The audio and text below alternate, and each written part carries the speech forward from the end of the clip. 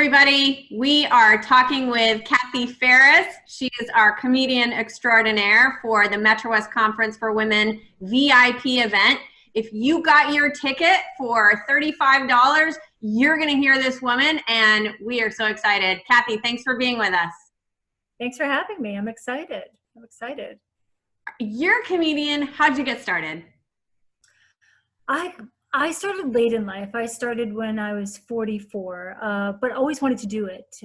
Right after college, when I got married, before kids, I took a class and really liked it, and then put it away for about 19 years. Wow. And then I just decided, now's a good time.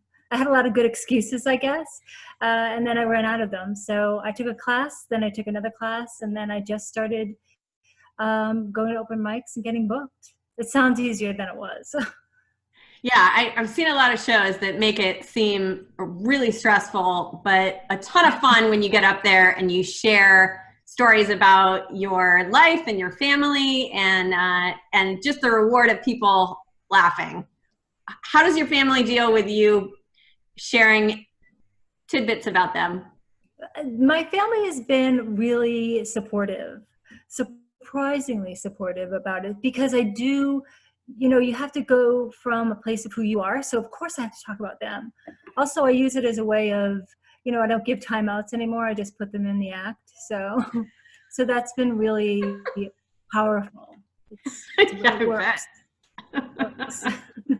Now they're angels because they just don't want to see themselves in it. Sure. Let's call them angels. Yeah, mine too. Yeah. So you got started later on. What was the genesis of that? Why did you get back into it? I always wanted to do it. It was something that I always wanted to do and knew I could do, but I didn't know how to do it. It sounds very weird, but that's exactly what it was.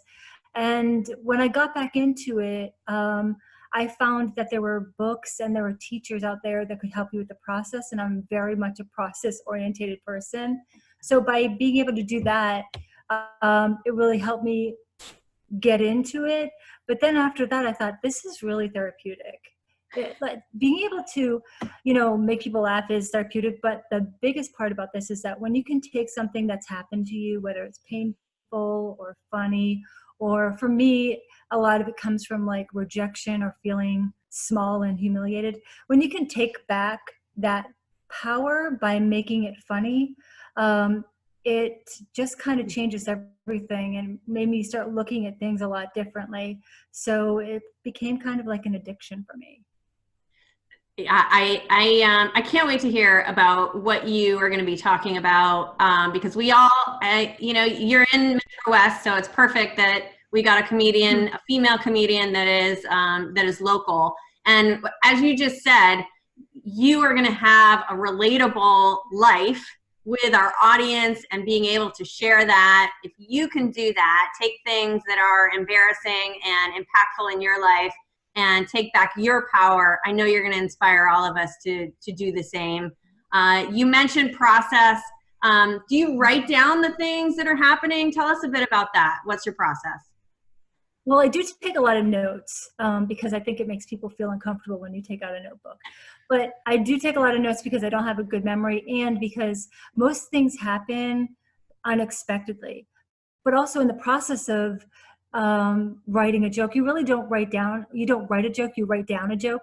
It's basically these things that you have said before or that you're just saying to yourself in your head. And when you start writing that down, that's how you kind of start constructing it. But I'm always taking notes, and sometimes I don't necessarily use the stuff I have in there, but I know that it's there and I can use it if I want to. Do you know what I mean? Yeah, I do. I can't wait. We're so excited to hear you. 5:30 to 8 on September 18th, Wednesday night, MetroWest Conference for Women. If you have a VIP ticket, you're going to laugh your beep off, and we can't wait. Thanks, Kathe. Thanks for having me, Jen.